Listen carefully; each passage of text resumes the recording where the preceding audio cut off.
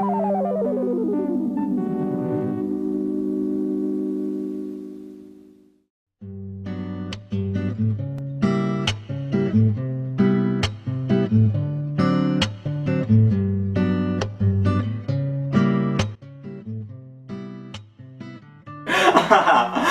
hi!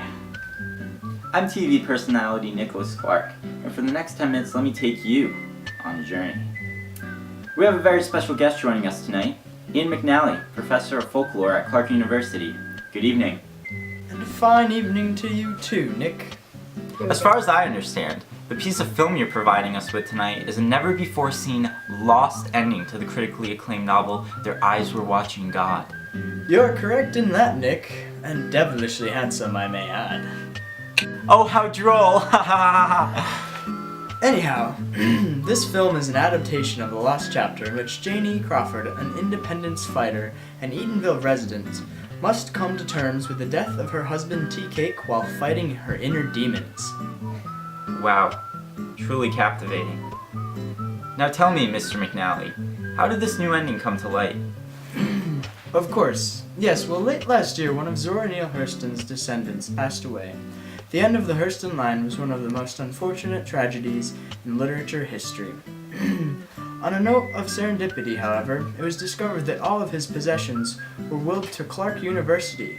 Among this vast collection of literature, one of my TAs found an old, yelling, handwritten piece. He read it and instantly recognized it as Hurston's work, and then presented it to me. Of course, I was overjoyed, and the very next day I set about creating a team to visually recreate the piece, which is what you are about to see.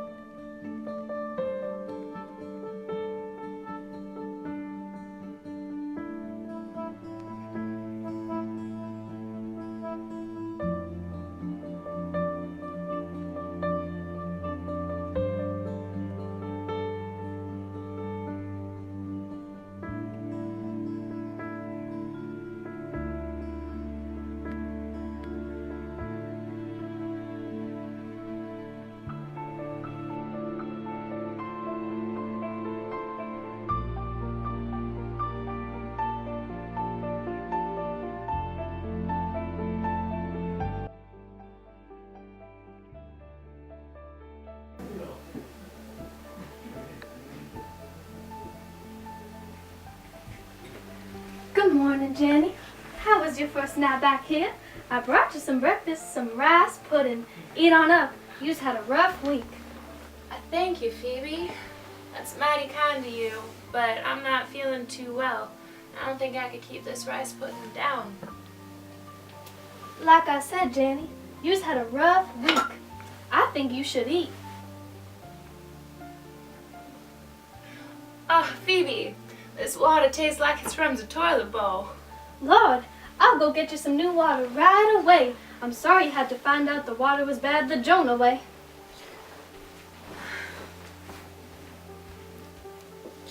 TK, I'm sorry, and I miss you more than anything.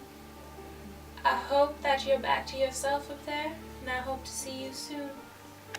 But for now, I got to go back to sleep before Phoebe gets back. I hope to see you in my dreams.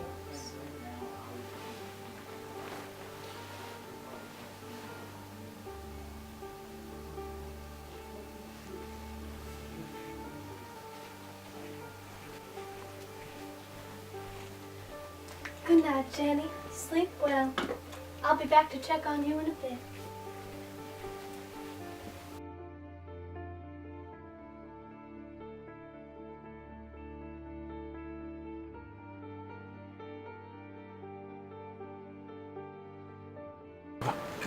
I see you're back, Janie. Have you finally come to your senses?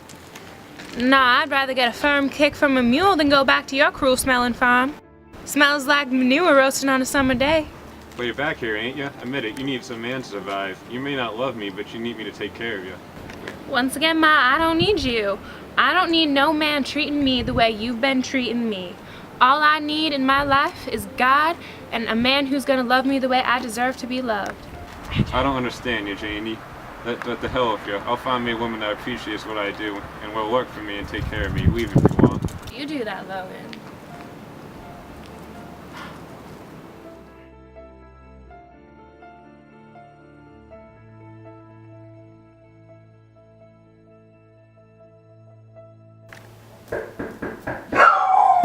Come in.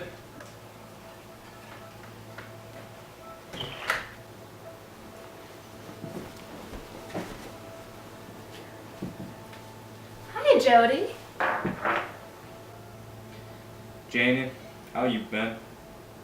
I'm just fine. I was wondering if you wanted to go out on the town, with you being married all now.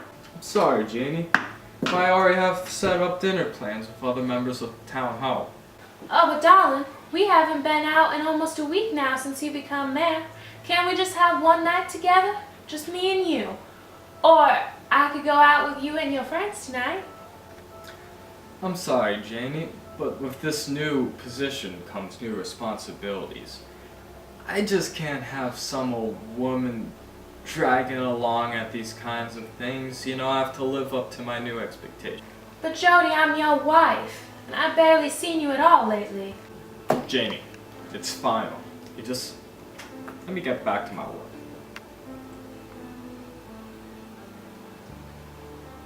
Well, all right then.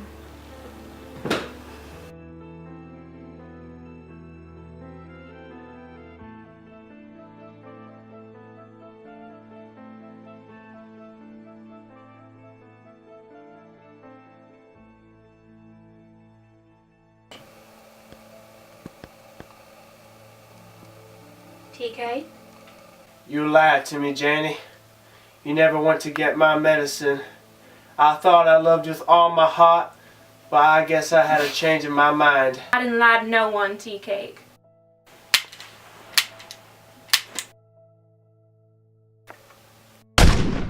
Alright, you little piece of scum, now you darn done it.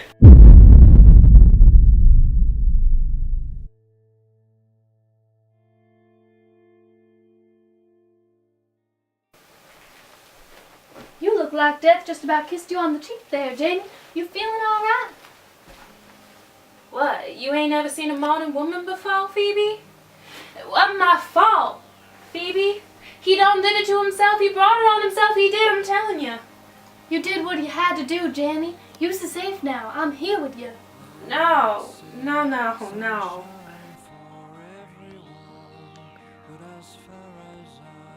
I'm sick, Phoebe.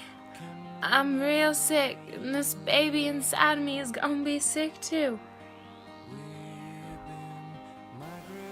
I should have gone first I had the chance. Better yet, I should have shot him. Should have shot him right in the temple, Phoebe. The way that man done treated me, kicking me around like I was dirt on the bottom of his shoe. I'm gonna kill him. I'm gonna find him, and I'm gonna kill him. You hear that, Logan? What are you doing with that gun, Jenny? Jenny, put that gun down! Put that gun down, Jenny! Jenny! Jenny, put that gun down! Jenny! Jenny!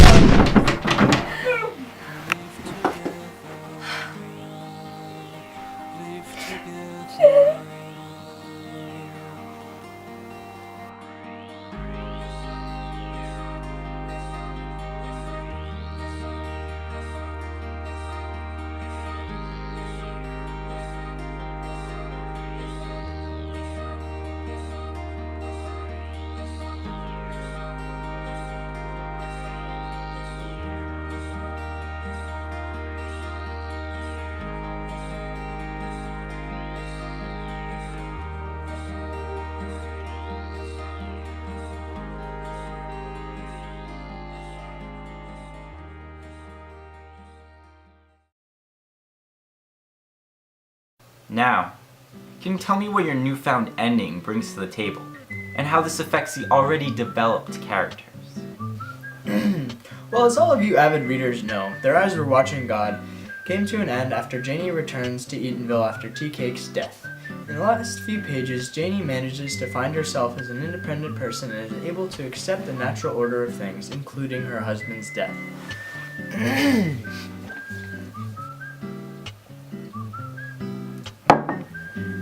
It is right after this that the recently found ending comes into play.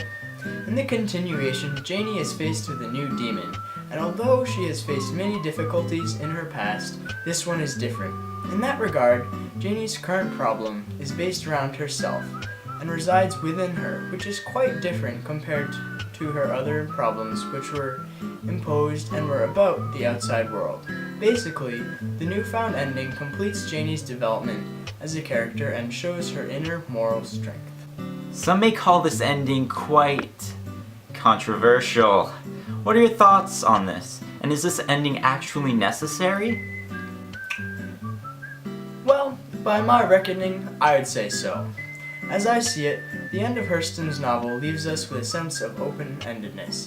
Janie is still quite young, she is not yet even 50, and thus there's still much that can happen to her. While she has learned much in her worldly life, learning never truly stops, and therefore Janie at the traditional end of the novel is still not a complete character. The final passage adds to her depth and brings about a final resolution to her state, and because of that, the real ending seems compelling and gives closure that any mind of literature would deem crucial. Thank you for joining us on the show tonight, Ian. Thank you, Nick. I hope that you all enjoyed the show.